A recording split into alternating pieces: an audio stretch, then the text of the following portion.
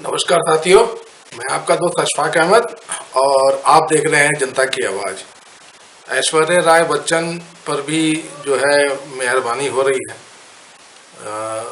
योगी जी और मोदी जी की जो टीम है, तो ईडी का भी उनको नोटिस आ गया है।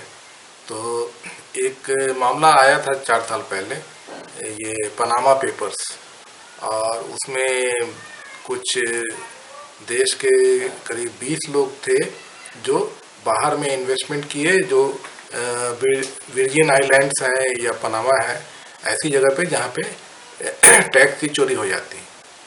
तो इस पे जो है ये केस, ये खुलासा हुआ था। उसके बाद से कुछ जांच वाच हुई थी, अब पता नहीं क्या क्या जांच किए, तो उसका रिपोर्ट कभी बताया नहीं ईडी ने।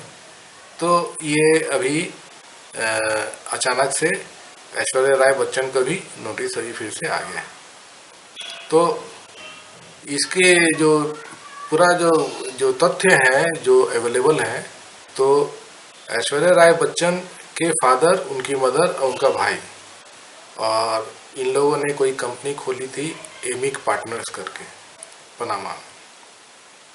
और इसमें जो तथ्य हैं, तो वहाँ पे बता रहे हैं करीब $12,500 का इन्वेस्टमेंट है हर आदमी का। ठीक है।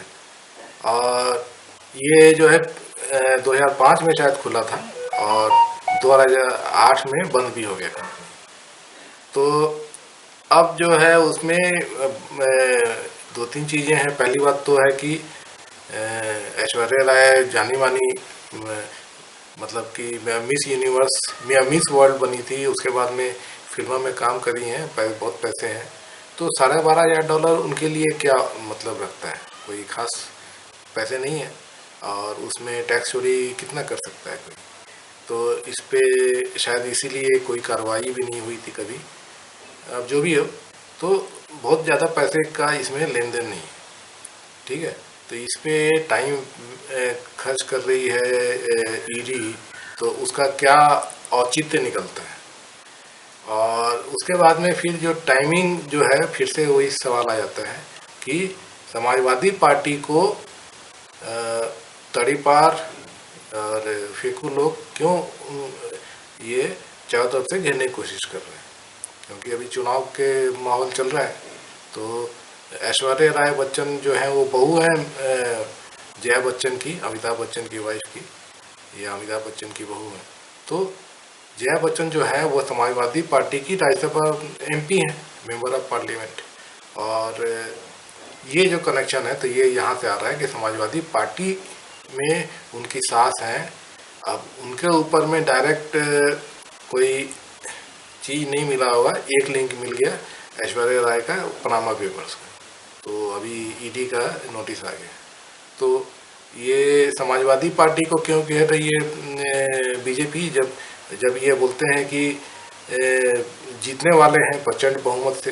गोदी मीडिया भी दिखा रही है कि बहुत आराम से योगी जीत जाएंगे, तो उनको ये टारगेट करने की जरूरत क्यों पड़ रही है? तो हकीकत ये है कि यूपी में भाजपा का सुपड़ा साफ होने वाला है।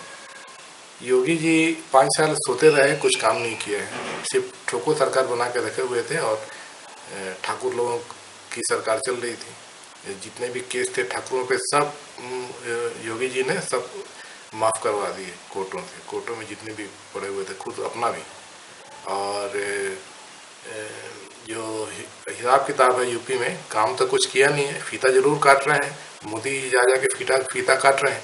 अब योगी जी पीछे हो गए हैं, क्योंकि योगी जी के बस का है नहीं। तो अब मोदी जी एक्टिव हो गए हैं, लगातार ताबड़तोड़ रैलियां कर रहे हैं। जहाँ भी फीता काटते हैं वहाँ जाके रैली कर लेते हैं। सरकारी मतलब देखिए, जो बोलते हैं ना कि ना फिटकरी लगे, ना हींग लगे, ना फिटकरी, और फिर भी रंग चोखा।